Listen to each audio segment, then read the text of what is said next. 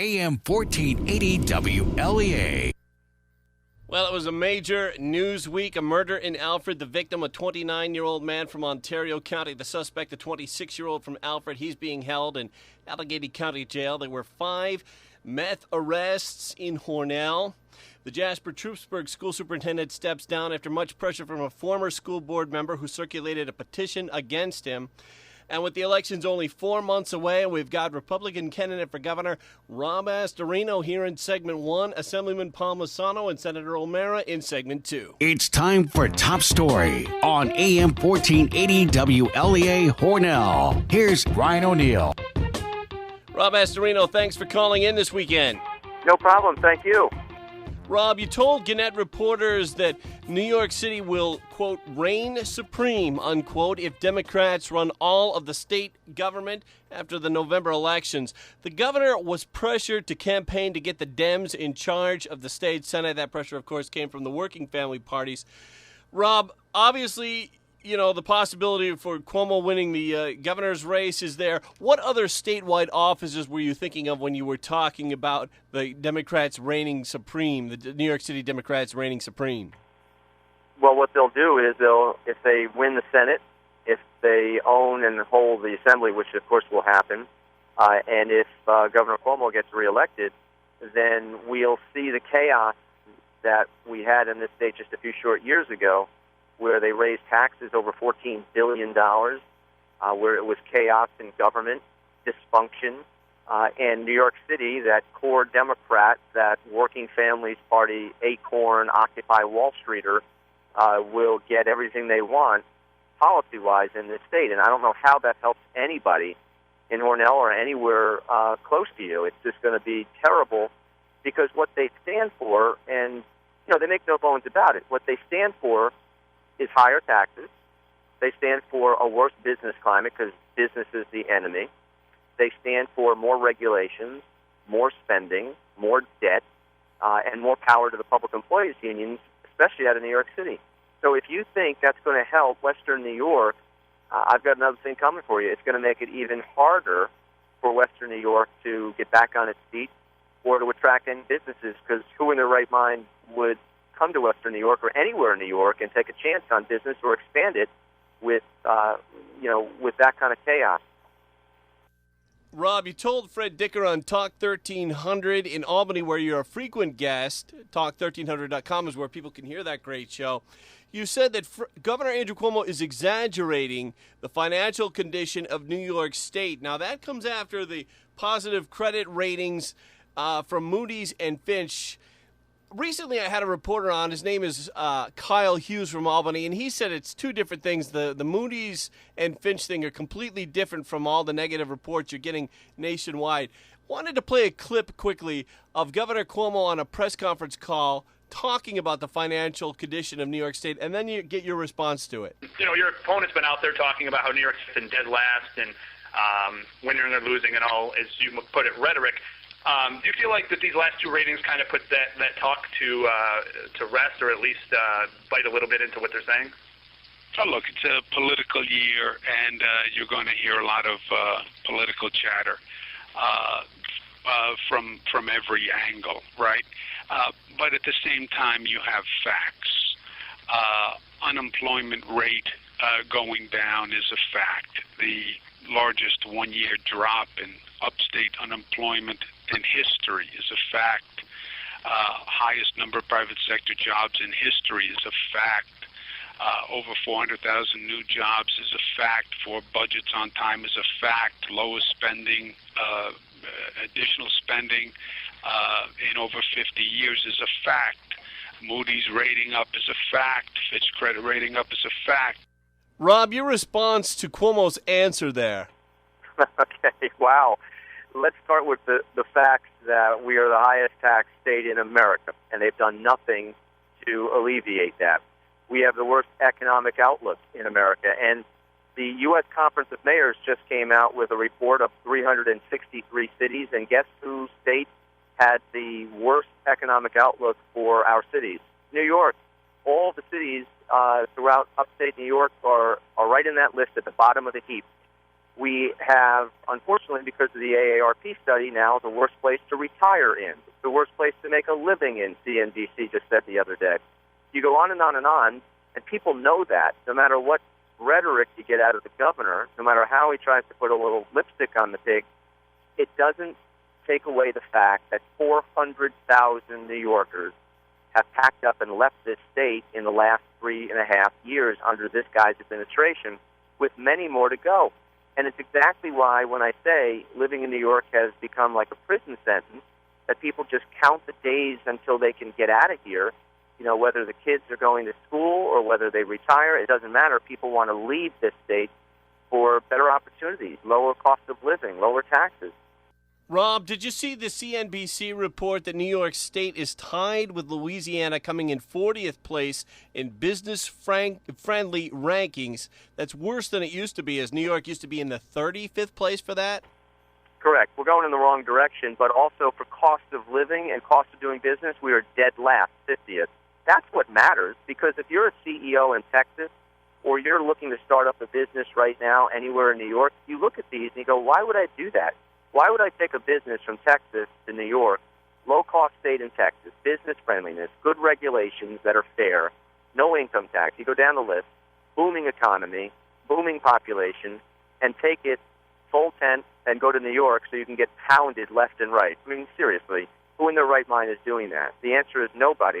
But what's happening is people in New York are packing up their tent and they're going to Texas, or they're going to the Carolinas, or Georgia, or Florida, or many other states, or even North Dakota, where the cost of living is low, taxes are low, the economy is booming because of energy production, which, of course, we have in the southern tier, but the governor won't permit natural gas exploration, which would transform the economy and wake up really a dead economy in upstate. Rob, one issue that you've been talking about lately is Governor Andrew Cuomo's house in Westchester County. You say Governor Cuomo there has been evading property taxes. On Twitter, Joe Spector, the Gannett reporter, quoted you as saying Cuomo, quote, got away with it. And you said that Cuomo pays 30% less than he's supposed to on his house. Can you bring us up to speed on that situation? It's over the house that Cuomo has with Sandra Lee in Westchester County? Correct. They did major renovations and remodeling to their home, which was featured prominently by both of them in national publications. And when the town questioned them on why they didn't take out permits and do the process like everyone else is supposed to do, they lied about it, and they said it was just some, window decorations, etc., which everyone knows to be false because that's not what matched up with the publications. Then they wouldn't let the building inspector in. They would not let the assessor come in. They never took out the permits. So they evaded the process. One set of rules for the governor, apparently, and another set of rules for everybody else. When you think about it, when you go to put a deck on your house, you have to go through the process. Nobody likes it, but the rules are the rules. And if you're doing major improvements on your house and you're not paying your fair share of the assessment, then what you're doing is screwing your neighbors. And, they're subsidizing your evaluation and your taxes. And that's exactly what happened. So the building assessor, the town assessor, was not allowed in the house to properly see what they did in their basement and elsewhere. So he raised the value of their home by 30%, and so that's why, by 30%, they were underpaying their taxes for at least 4 years. We're talking with Republican candidate for Governor Rob Astorino. Rob, wanted to ask you about the women's equality agenda, which mostly deals with harassment in the workplace and getting passed up promotions and things like that. It did not pass the women's equality agenda because of a lack of compromise on the Democrat side on the abortion part of the legislation. Your thoughts there? Look, this whole thing had nothing to do with women's equality. It had everything to do with politics, because if they wanted to pass 9 of the 10 points in there, it would have gotten done. But because of the abortion plank, which would make it legal to have an abortion for any reason up to birth, which is disgusting, they refused to split the bill and not do anything. So, really a bunch of hypocrites, because if they truly wanted those bills passed, the votes were there in both the Senate and the Assembly, but they'd rather have an election year issue on abortion, which, by the way, is so out of the mainstream. It is so radical that the vast majority of New Yorkers do not agree with abortion on demand up to birth. That's disgusting. We're down to just a couple of minutes now, Rob. Any final thoughts before we go on to the next segment? Look, I want people to become aware of what we stand for. I've cut taxes in Westchester more than any county in New York. We have AAA credit ratings and the highest credit ratings in the state. We have cut expenses. When I walked in the door, our budget was $1.8 billion. It's $1.7 billion today. So we're living within our means, and we're doing what you're supposed to do. We're prioritizing. We're bringing a healthy balance back between the services that we need and what people can afford. That has not happened at all with Governor Cuomo. It's the same old stuff. Taxes continue to go up. They have not done anything to take us out of dead last in the country in all the categories that matter to the average person. Has your life gotten any better in the last 4 years? Are jobs plentiful? Taxes going down? Of course not. And that's not going to be the case in a 2-0 with Governor Cuomo now that he's latched on to the ultra-liberal agenda out of New York City. That's going to be devastating to upstate New York. So I've done it as county executive. I'll do it as governor. And I'd like people to go to robastorino.com and become familiar with what I stand for and what we're going to do, as well as going on Facebook and Twitter and following us. If you'd like to, we'll accept your donations too. Rob Astorino, thank you very much for calling in. And stay with us because Assemblyman Palmesano and Senator O'Mara are next.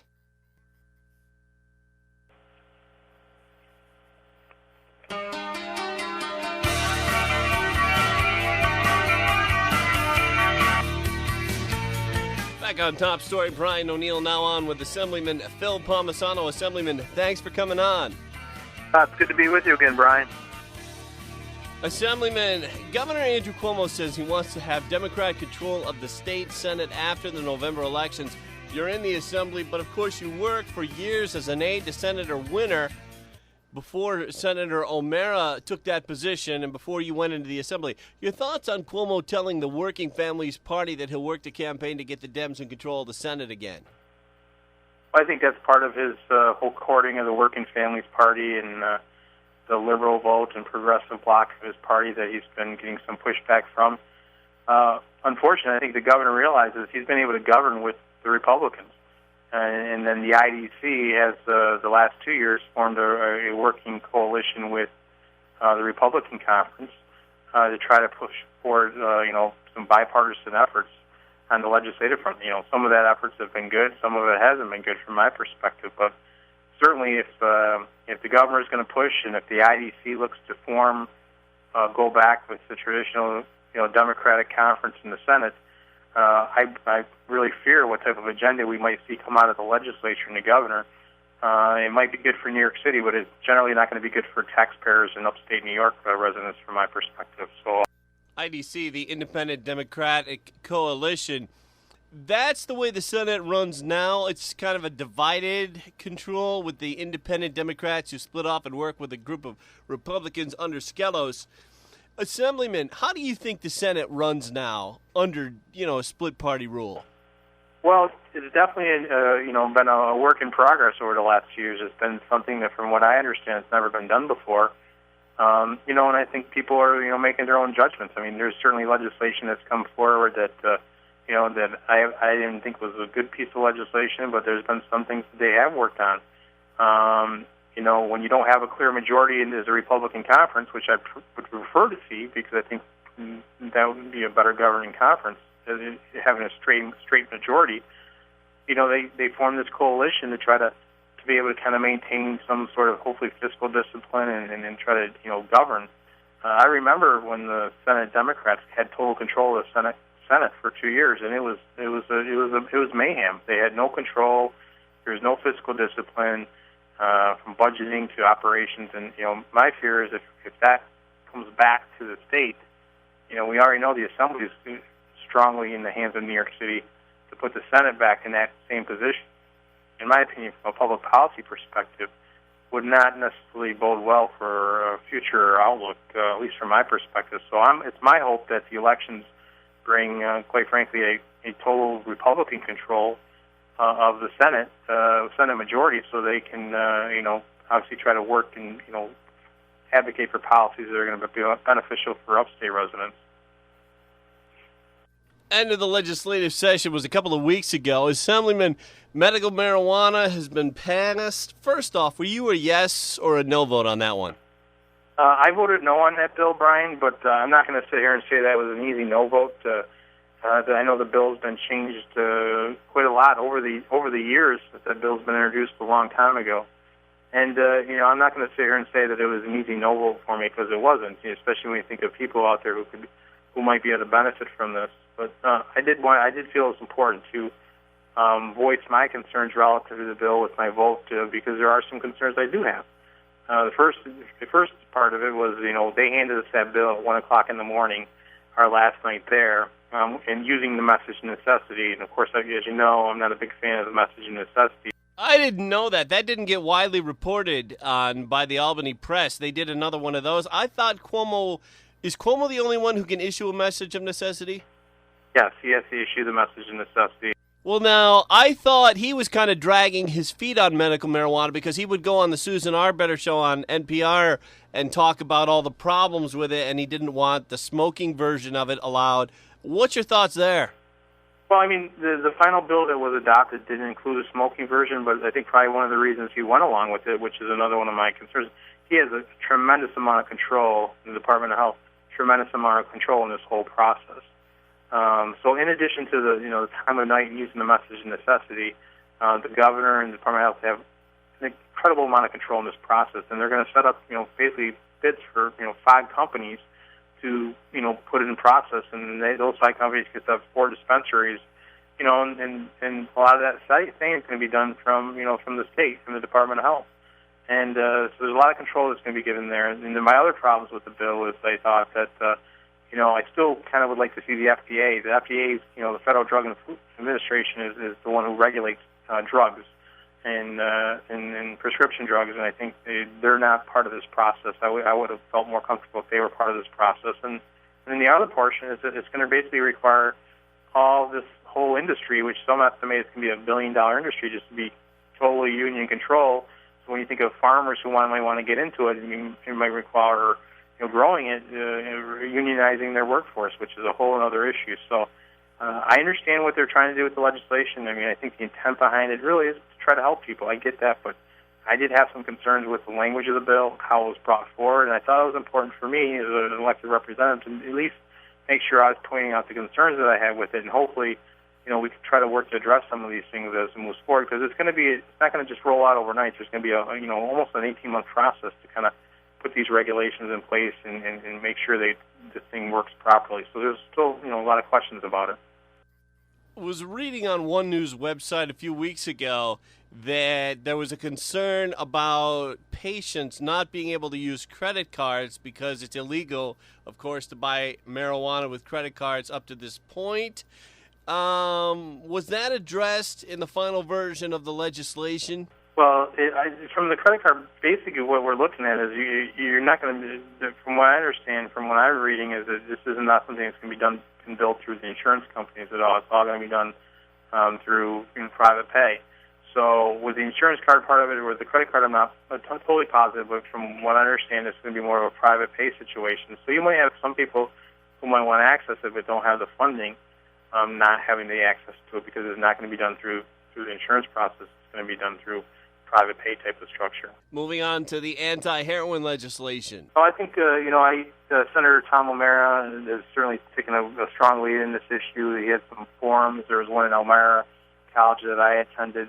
Our conference has been talking, but they came forward with a series of package of bills near the end of the session from those hearings, and were able to get an agreed-upon deal with the governor and the Assembly relative to a package of legislation that's going to kind of go out and try to address this growing epidemic that we have in our state with the heroin and opiate use. We need to address that issue. From that hearing, we learned so much about how easily accessible and affordable heroin is, and how someone can just leave and go and access it. And we need to make sure we're addressing those problems. We need to make sure we're addressing the treatment and the availability of insurance coverage and things of that nature for these issues. And so the package was a compromise package, and I think it certainly went a long way to address this issue, and I think that's a positive piece, and it certainly came out of the close of our legislative session. Do you see any conflict or a contradictory message there, a mixed message maybe, passing anti-heroin legislation while legalizing medical marijuana? Well, I think the two are, from my perspective, separate. The medical marijuana is something that's certainly been being discussed for many, many years. Some states have already legalized it. I know one provision that was taken out of the final adopted budget was the smoking of it. From conversations I've had with people from, promoting it, said the vaporization of it is a better way to use it. So, the smoking aspect was taken away.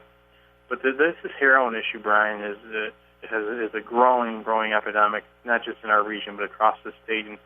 And we really need to take action quickly on this thing. And, the hearings that the Senate held on this issue, I think, were very helpful and informative from the public's perspective, from the legislative perspective. They gave testimony from experts and from people who used and saw the devastation it could do. So I was happy to see we adopted that legislation. If some people want to call it contradictory, I can understand that, but because you're talking about, different types of drugs. But I think in the context of the marijuana, I think everyone's kind of looking at it from a medical perspective. And, again, it was not an easy vote, but I did think it was important to point out some of the aspects of it where I had concerns with.